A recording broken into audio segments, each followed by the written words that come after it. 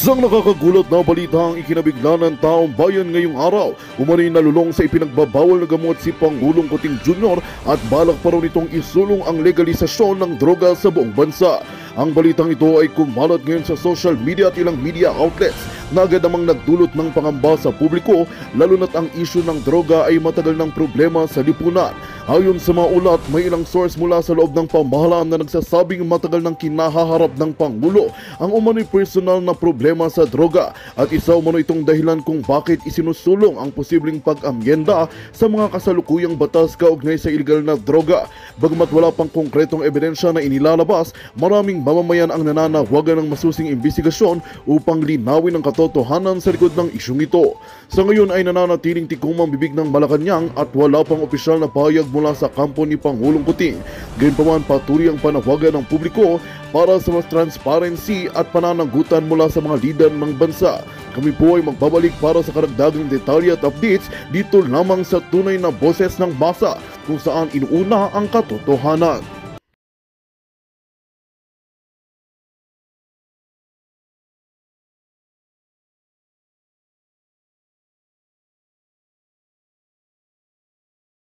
Yung prayer mountain, that's mine. Oh, that's mine daw. Akin yan. Yan, akin yan. Oh, yan na, gusto ko, akin yan. Oh, yan, kayang prayer mountain, gaganda ng bahay, may pink, may blue, may yellow, akin yan. Glory Mountain, naka-aircon ng buong Glory Mountain, buong bundok, naka-aircon, akin yan. Oh. Kaya talaga alam nyo, at may ebidensya, may video, may picture na talagang hangang-hanga si Marcos Jr. dyan sa nagawa ni Pastor Apollo Sikibuloy na kahit wala ho silang pondo. No, baka sabihin nyo hindi, nangihingi yung naku po. Ito is speaking of nangihingi, ipaliwanag ko yun. Ang mga KOJC member, may kanya-kanya silang tungkulin. At tinatawag na paano ko ba ito madideliver ng may mga doon sila nagpo-focus sa paninda. Halimbawa ako, KOJC member ako. Sa kagustuhan kong makatulong para sa amin, kasi yung pagmamayari po, mapa-helicopter, motor, lupa, kingdom, Glory Mountain, Prayer Mountain, wala pong may-ari niyan. Hindi po pagmamayari yan ni Pastor. Hindi po yan nakapangalan sa kanya. Wala pong nakapangalan sa kanya dyan. Ang may-ari po niyan, lahat po ng KOJC member. Para sa kaalaman lang ho ng lahat. Sila po ang may nun. Sila po ang nagmamayari nun. Kaya kung halimbawa ako man na member ng KOJC na nagtitinda ako, extra income ko, nagtitinda ako ng sabihin na natin ng pabango. Nagtitinda ako ng pabango. Yung kita ko doon, inilalaan ko yun para sa KOJC, para doon sa gagawin naming project. No? Yun yung doon, yun yung maganda ho doon. At kaya nga tinawag na zero corruption, kasi lahat ng pera na dumadaan sa kung saan na para sa kingdom, ay lahat po ng pera na yun inilalaan nila. Tignan nyo, ang ganda. Yung kingdom, mas dihamak pa na tinalo nila ang Araneta Coliseum at ang pinakamalaking Coliseum dito sa Pilipinas. Ang Kingdom, 72,000 seater po para sa mga hindi nakakaalam. Yung Meralco na yung malaki ngayon nasa 52,000 seater lang ata ho yun. So dihamak na mas malaki yung sa Kingdom. Paano nila nagawa yun? Kasi doon nga yun Yun nga yung zero corruption. Kaya kaming mga banateros na dating kaaway, na dating hindi naman totaling kaaway, na dating bumabatikos kay Pastor Apollo Sikibuloy, napabilib kami dahil nga doon sa zero corruption na pamamalakad niya sa KOJC. At hindi po basta-basta na ikaw ay i-promote at ikampanya ng mga kapatid nating Muslim. Dahil yung mga yan, napakasagrado niyan, hindi ho sila pwedeng mag-endorso ng isang tao na alam nilang papalpak, na alam nilang mabubulyaso sila. Oo, wala ho silang ganun, no? Hindi ho sila ganung hindi ho sila ganun. Hindi ho sila ayaw nilang napapahiya. Yan, para sa kaalaman lang ng lahat. No, kaya tayo talaga, tsaka isa pa na pinakamahalagang bagay ay maitawid ho natin si Vice President Sara Duterte sa kanyang impeachment. Na sana nga maipasok ang 10 Duterte senatorial candidate para hindi ma-impeach si Vice President Sara Duterte. At least yung 10 na yan, tiwala tayo dyan. Buo ang tiwala natin dyan, 101%. Yung sa mga senator na nakaupo ngayon, wala ho tayong tiwala doon. Nakakatakot to. Baka mapunta na naman tayo sa wala. Samantalang ito yung isa sa mga tinatawag na krimen, no? Krimen na tawag dito na sinasabing bumaba na daw ang krimen sa Pilipinas, sabi nitong administrasyong Marcos. So ito, panoorin po natin ito. Inihayag ng Citizens Crime Watch na may malaking epekto sa ekonomiya ng bansa ang insidente ng mga pagdukot at pagpatay ng isang negosyante sa bansa. Dahil sa krimen na ito, posibleng maraming mamumuhunan ang matakot at hindi na maglagak ng puhunan sa bansa. Narito ang balita ni Verhil Parba. Natagpuan na kamakailan ang dinukot na Filipino-Chinese business tycoon na si Anson Ke kasama ang driver nitong si Armani Pabilio. Yun nga lang, wala ng buhay nang matagpuan ang dalawa sa Rodriguez Rizal nito lamang Miyerkules ng Abril 9. Sa kabila rin ito ng pagbibigay ng ransom money ng pamilya ng biktima sa mga sospek. Ang insidente naman na ito ay may malaking epekto sa ekonomiya ng bansa. Ayon sa chairman ng Citizens Crime Watch na si Attorney Ferdinand Topacio, magdudulot ito ng chilling effect sa ibang mga mamumuhunang negosyante sa bansa dahil may malaking banta sa kanilang seguridad. Malaki po ang pinsala po niyan sa ating ekonomiya sapagkat kung ang isang taong katulad po ni Ginoong Anson Ke ay maaring madukot, siya po ay may sariling sasakyan, may driver, at siya po naman ay hindi pumupunta sa mga lugar na sasabihin nating mga peligroso. Ngunit gayon pa man siya ay nadukot, pinatutubos at napatay pa kasama ang kanyang driver na nadamay, paano pa po kaya ang mga pangkaraniwang mga mamamayan?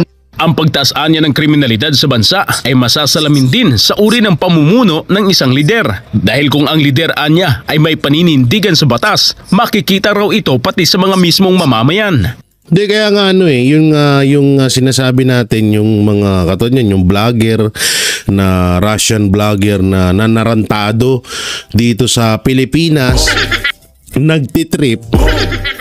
Alam nyo, kahit na nakasuhan nyo, alam nyo, pinakamalungkot pa doon, si PRRD binigay sa dayuhan, tas yung dayuhan ayaw ibalik sa lugar niya. Ang nakakalungkot yung ganun, no? Hindi daw ipapadeport. Pero yun, katulad na lang yan, bakit patuloy ang krimen sa Pilipinas? Bakit parang hindi nire-respeto ng ibang mga lahi at mga kriminal, mga drug lord ang administrasyong Marcos? Bakit nga ba? Kasi ganito. Unang-una, binigyan nila ng daan yung mga kriminal, yung mga drug lord, yung mga taong halangang bituka na makagawa ng kanilang gawain na illegal dito sa Pilipinas. Kasi una-una, saan nakapokus ang PNP?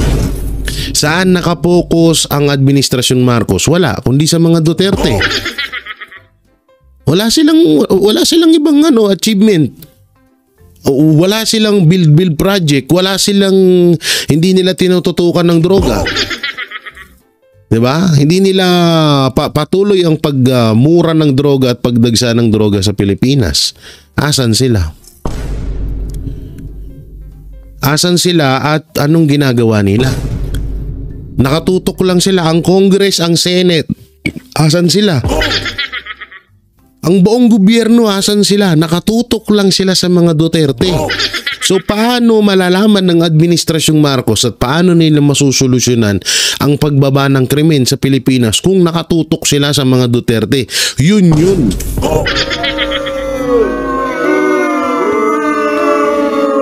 ang pinaka masamang epekto pa nito, mawawalan tayo ng mga investor sa Pilipinas pag patuloy itong ganitong gawain. Diba? Pag patuloy itong ganitong gawain, kawawa ho tayo dito. Walang maglalakas loob ng mga businessman, lalo na yung mga ibang lahi, na tataya nila buhay nila sa Pilipinas. Ulul, walang ganun. Walang ganun na mga dayuhan, ha?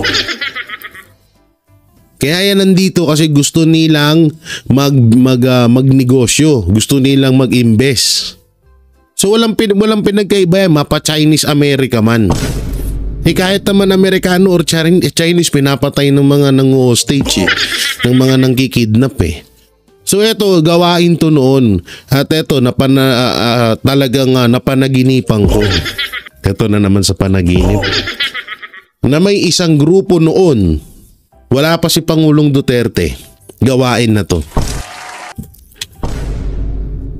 na bumalik na naman ngayon.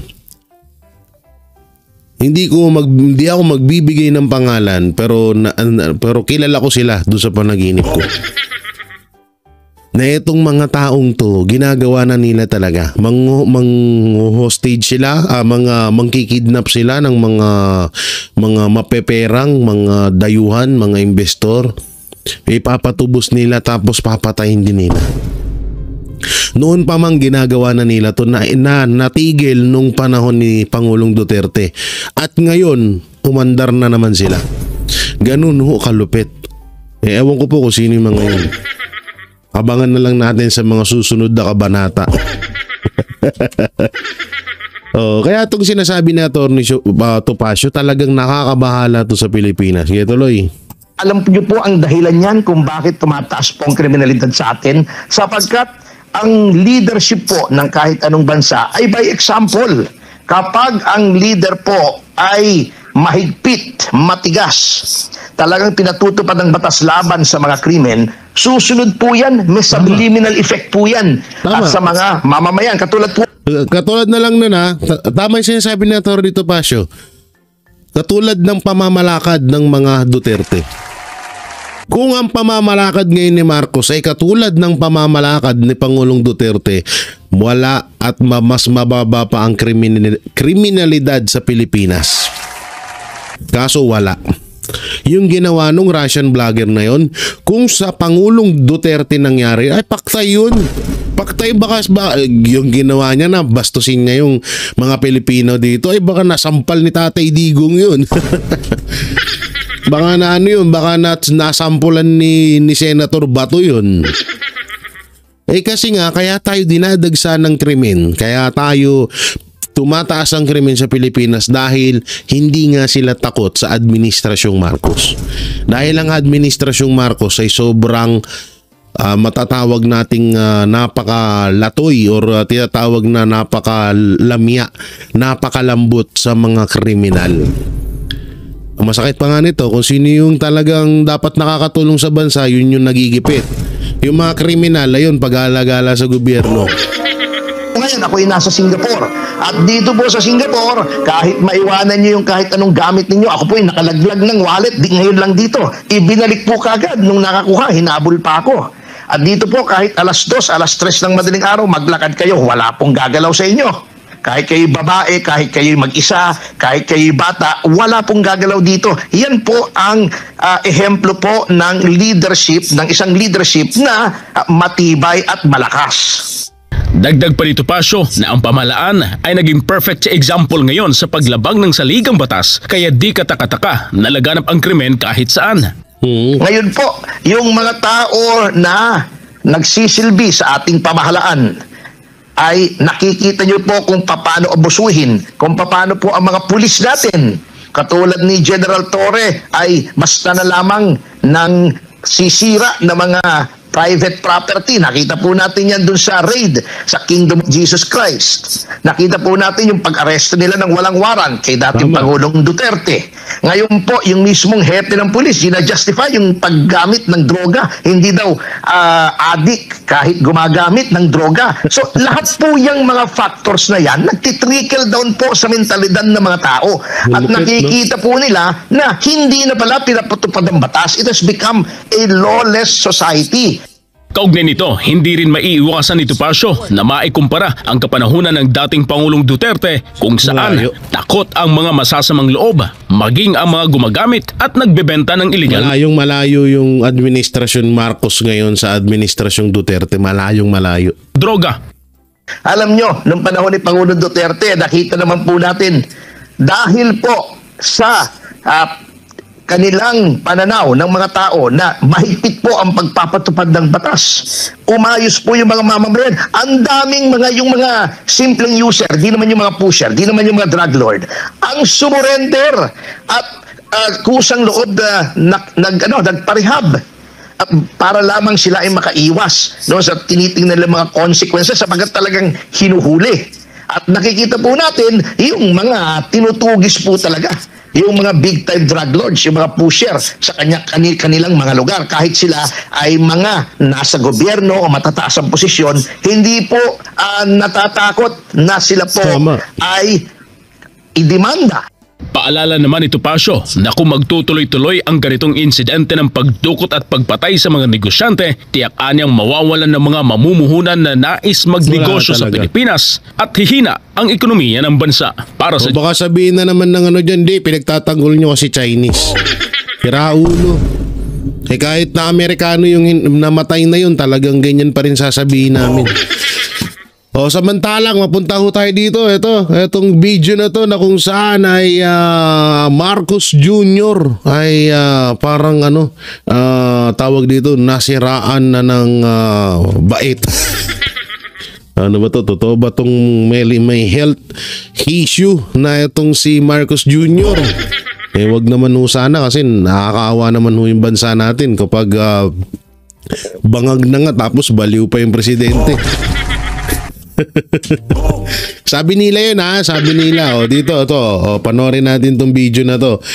Yan kapag may kakasuwang kayo si Sir Franco na lang. Tinuro ko si Sir Franco gag. Yan panoorin natin to. Itong title, Marcos Jr. walang matibay na walang matibay na direksyon sa pamumuno. Hindi pala ito yun. Ito ba yun? Wait lang ha. Mali ata ako nang napindot. Sanay na. Ito ba yun? Hindi yan. Ito ba yun? Hindi yan. Ito ba yun? Hindi yan. Ito nga. Asan na yun? Bakit dag-iba? So panoorin muna natin to. Sa gitna ng mga katanungan kung nasa tamang kalagayan pa ba ang Pangulo ng Bansa sa pagharap. Ito nga yun. Ito nga yung video na yun. Kung nasa katinuan pa ba si Marcos Jr. So panoorin natin. Sa gitna ng mga katanungan kung nasa tamang kalagayan pa ba ang Pangulo ng Bansa sa pagharap sa mga seryosong issue, muling iginiit ng isang kilalang political analyst ang panawagan para kay Pangulong Ferdinand Marcos Jr. na sumailalim sa hair follicle drug test. Aniya, malinaw na sa mga ikinikilos ng Pangulo mula sa mga hindi inaasahang pahayag hanggang sa tila magulong tindig sa mga polisiya na may kailangan siyang sagutin at ipaliwanag sa taong bayan. Si Carlo de la Peña magbabalita. Kaliwat kanan pa rin ang issues na kinakaharap ng Administrasyong Marcos Jr. Mula sa hindi pa rin nare-resolbang krisis sa bigas, mga problemang pang-ekonomiya, kontrobersyal na polisiya sa foreign relations at ang lumalalang usapin ng katiwalian. Patunay ng kanyang pagkadismaya, isang maanghang na komento ang binitiwan ng veteranong political analyst na si Adolfo Caado Paglinawan. Aniya, sa halip na malinawan at maresolba na ang mga isyong ito, lalo lamang umanong lumalabo ang direksyon ng pamahalaan sa ilalim ng kasulukuyang liderato. Hindi maintindihan ito ating Pangulo. Sala sa lamig, sala sa init. No? So, anong konklusyon? Ay, sorry. Hindi, ang cute lang ng boses ni Ado. Malinawan at maresolba na ang mga isyong ito, lalo lamang umanong lumalabo ang direksyon ng pamahalaan sa ilalim ng kasulukuyang liderato. Hindi maintindihan ito ating Pangulo. Sala sa lamig, sala sa init. No?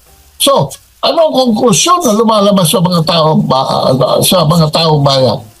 Wala siyang sa sariling bait Ayon kay Paglinawan, kapansin-pansin ang layo na mga ginagawa ni Marcos Jr. sa kanyang mga pangakong binitiwan noong kampanya sa 2022 elections. Wala Kabilang talaga. narito ang pagpasok ng foreign investment, Oo, hindi, totoo naman yun eh. Wala talaga. Lahat ng pinangako ni Marcos Jr., ni isa, walang natupad. Tapos, kung ano-ano na lang, diba katulad yan, dapat kapag kung ano yung pinangako mo sa tao, yun yung gagawin mo. At yun din ang sasabihin mo sa SONA. Nakailang SONA na pero iba-iba na lang, iba-iba na po ang lumalabas sa bunganga ng Marcos Jr. administration. Katulad na lang yung flood control. 5,500 na flood control na hanggang ngayon hindi natin makita-kita. Tsaka kaya talaga itong sinasabi ni Kaadoy, kung hindi ako nagkakamali sa pangalan, yung political analyst, parang wala nga talaga sa katinuan na. Kasi isipin mo ba naman, kauna-unahan sa buong mundo na merong isang presidente na ipinagkalulo niya ang kapwa niya Pilipino. First time in history of the world po yun, the world. First time in history of the world po yun, ha. Para sa kaalaman po, para sa kaalaman nyo lang lahat. pagpapalago ng ekonomiya lalo na sa sektor ng agrikultura, pagbagsak ng presyo ng bigas sa 20 pesos kada kilo, pagsugpo sa korupsyon at pagpapatuloy ng legasiya ng dating Pangulong Rodrigo Duterte. So, this has formed a pattern. Hindi lamang tatlo, marami. Marami. Ever since he took office, ito ay nagsimula, napansin namin ito, na nagsimula noong February 2, 2023. Mula noong February 2, 2023, ang behavior ng ating Pangulo is already out of control. Dahil dito ay muling ipinanawagan ni Paglinawan na kung maaari ay sumailalim na si Marcos Jr. sa isang hair follicle drug test upang matuldukan na ang paulit-ulit na isyong gumagamit umano. Hair follicle drug test tapos DNA test. Bakit ko ba nasabi ang DNA test? Basta may alam ako dyan. Abangan nyo na lang sa mga susunod na kabanata ng illegal na droga. Para kay Paglinawan, isa itong uri ng paghingi ng accountability sa Pangulo dahil lubos na apektado na umano ang kapakanan ng mga Pilipino, lalo na sa pagharap sa mga issue at paggawa ng solusyon sa mga problemang kinakaharap ng bansa. Inihalimbawa ni Paglinawan na may pagkakataon sa isang ambush interview ay natatarantang sumagot si Marcos Jr. Minsan naman ay tawa ito ng tawa o kaya na may tila nabubulol sa kanyang pagsasalita. Tawa ng tawa na wala naman nakakatawa, no? Di totoo yun, no? Ganun nga talaga siya. So, this erratic behavior of the president is the one that is really putting him down. Ha? Tapos, ang mga polisiya pa niya, hindi lamang malabo kung hindi para sa taong bayan. Hirit rin ni Paglinawan na bukod sa mga pangakong hindi na ipatupad ay naging salungat rin ang posisyon ni Marcos Jr. sa pakikitungo sa ibang bansa, taliwas sa ipinangako nitong pagpapatuloy ng independent foreign policy ni dating Pangulong Duterte. At ang pinakauling issue na naiuugnay kay Marcos Jr. ay ang isinagawang Senate hearing kaugnay sa iligal na pag-aresto sa dating Pangulo at pagsuko sa kanya sa International Criminal Court o ICC. Todo depensa kasi ang mga gabinete ni Marcos Jr. sa ginawa nilang plano para ipaaresto si dating Pangulong Duterte. Para sa Diyos at sa Pilipinas kong mahal. Yan grabe talaga no. Yan diyan ako talaga, diyan ako tiwala sa taong yan. Hindi ang kalbo Hindi itong kalbo na to. Ito to. Yan si Tatay Digong yan. Paano ba natin yan? Ito si Tatay Digong. Yan ang pinagkakatiwalaan kong tao na nagmahal sa bansang Pilipinas. Hindi, talagang kahit naman din sino diba? Sabi nga nila, kung sakali man na totoong adik nga si Marcos, kung sakali lang kung sakaling adik nga talaga si Marcos, kung ganun talaga, wala talaga siya sa katinuan. Alam naman natin na ang krimen sa Pilipinas ay nagmumula yan sa paggamit ng ipinagbabawal na droga. So kung gumagamit ka nun, wala ka sa katinuan. Hindi naman kasi maaaring mawala ka sa katinuan kapag gumagamit ka ng ipinagbabawal na droga. So Ewan ko kung may sayad na ba to. Sabi ni Kadado, parang may sayad na daw tong si Marcos Jr. Siguro wala naman tayong ibang matatanong kung sino yung may mga kundi kayong mga netizen kung totoo ba yung sinabi dito sa video to. Pero may isa akong video na ipapanood sa inyo. Hindi yan. Ano-ano na ba ang easy. Hindi pa kita pinaplay, easy. So kung eto na lang, may papanood ako sa inyo na mga project na natapos na sa panahon ni Pangulong Duterte. So ito po, panoorin mo natin. Ano-ano na ba ang nagkumpletong proyekto sa ilalim ng Build program? Sa kasalukuyan ay natapos na ang 212 airport projects, 446 seaport projects, 10,376 flood mitigation structures, 26,494 kilometers na mga kalsada at 5,555 na mga tulay sa buong bansa. Grabe. Tinatapos na rin ang pagpapatayo sa mga 102 airport projects, 117 seaport projects, 1,090 kilometers na mga railway, 2,587 na mga flood mitigation structure, 2,515 kilometers na mga kalsada at higit 1,000 tulay. As of May 12, 2021, sa 119 na infrastructure. Ito pakinggan yung maigi tong report na to dito banda. Kung may project man ngayon na nagagawa si Marcos, ito po yung ebidensya na hindi sa kanya talaga yan. Kundi sa panahon pa yan ni Pangulong Duterte. So panoorin natin. Pakinggan nyo maigi. Structure flagship projects ng Build program, 11 ang tapos na, habang 29 naman ang tatapusin bago magtapos ang 2022. Habang nasa 51 proyekto naman ang tatapusin sa taong 2023 at sa mga susunod na taon. Nasa 28 naman ang pipeline projects o mga proyektong ito-turn over at ipagpapatuloy na lang ng susunod na administrasyon tulad ng Bataan-Cavite Link Bridge. Yun. Ano-ano na ba? Yan na, ang liwanag huno na. 28 ang parang yun na lang daw ang ipagpapatuloy ng susunod na presidente ng Pilipinas. Ang masakit nga ho dito, may pinagpatuloy ba? Yung pinakamasakit dyan, may pinagpatuloy ba? May natuloy ba? Wala. Umiikot lang ang buong Pilipinas sa issue ng mga Duterte. Umiikot ang hindi pala Pilipinas, ang gobyerno sa issue ng mga Duterte. Doon lang sila. Yun lang yung pala paulit-ulit nila, paikot-ikot sila doon. Tapos yung pera ng Pilipinas, kuha sila ng kuha. Ito na lang sample. Nagkaroon ng pandemya sa Pilipinas. Ni minsan hindi nagbenta ng ginto si Pangulong Duterte. Sobrang hirap na ho tayo nun. Sobrang krisis na talagang nangyari sa Pilipinas. Pero hindi nagawang magbenta si Pangulong Duterte. Sa halip ay sinulusyonan niya ng walang nawawala sa Pilipinas. Ganun kagaling si Pangulong Duterte. Tapos magugulat tayo ngayon sa pangatlong taon ng termino ni Marcos Jr. nagbenta ka ng ginto. Na wala naman wala namang nangyaring krisis sa Pilipinas. O baka sabihin nyo mga tanso vlogger, hindi kasi pagbaba ni Digong malaki utang. Ay putang ina, siya nga 6 years Magkano lang utang na iniwan niya kay Marcos, nagkaroon pa ng pandemya. Ngayon nga lang 3 years. 3 years pa lang si Marcos, walang partida, wala pang pandemyang nangyayari. Huwag naman sanang mangyari pa ulit.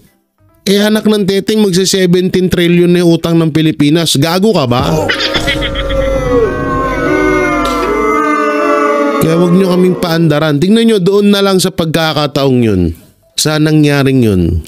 Ang pandemya na nangyari sa panahon ni Pangulong Duterte buong Pilipinas. Buti na nga lang ngayon pa bugso-bugso lang. May nangyaring bagyo sa Bicol. Hindi yun mahirap para sa administrasyong sa isang administrasyon. Ang pinakamahirap yung buong Pilipinas naghihirap. Dumadaan sa isang pandemya.